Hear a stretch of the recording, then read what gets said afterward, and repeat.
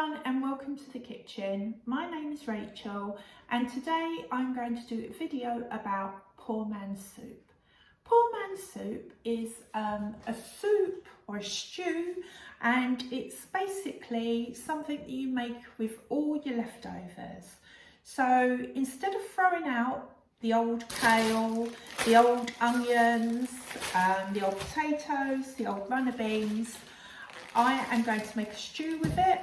I'm adding tomato, lettuce perhaps, radishes, parsley, celery, carrots, courgettes. I'm going to be very busy chopping all this lot up. I'm also going to put a tin of vegetable soup in it, half a tin of beans, baked beans, a tin of butter beans. They need to be eaten because they're eaten by June this year. Broad beans, they're out of date by about a month, but I'm sure they'll be fine. Some pickled cabbage, that I'm not sure about actually, so I have got a backup. If we don't like the soup, we're just gonna have jolly old Heinz tomato soup, but hopefully it will be all right. What else are we going to put in there? Oh yeah, we've got a tin of fruit cocktail. It's actually out of date, but my husband, he will eat anything. He's been known to have porridge with fruit, which he always has every morning, but one day he actually added an avocado and he thoroughly enjoyed it. So poor man's soup basically is all your leftovers chucked in. I'm going to use chicken stock cube. I haven't got any vegetable, so I'm going to got my new Cornish salt, so I always use that.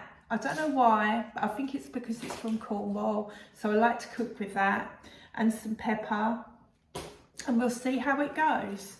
So without further ado, and I can't wait because my husband, every day at work they ask him what he had, and they are never ever going to heard of poor man's soup. I've only heard of poor man's soup because I watched a video by a YouTuber called Linda Hauser, and I watched her poor man's soup, and she put in meat leftovers in hers as well, but we never have any leftover meat, so this is basically a vegetable stew that we are calling poor man's soup.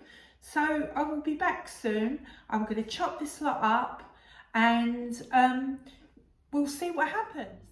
So this is before the stock goes in and then the tins, but it looks rather nice, and I don't actually think I need to add the kale, so I'll probably just make my bubble and squeak with it as usual. So, and of course I'm not really going to put a tin of fruit cocktail in it, but I have added an apple, so that's the only thing.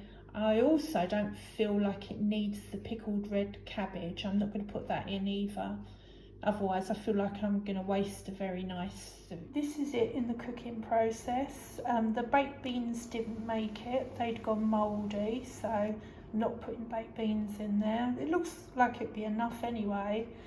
The potatoes I'm going to boil separately and then just add them after because I don't want them disintegrating.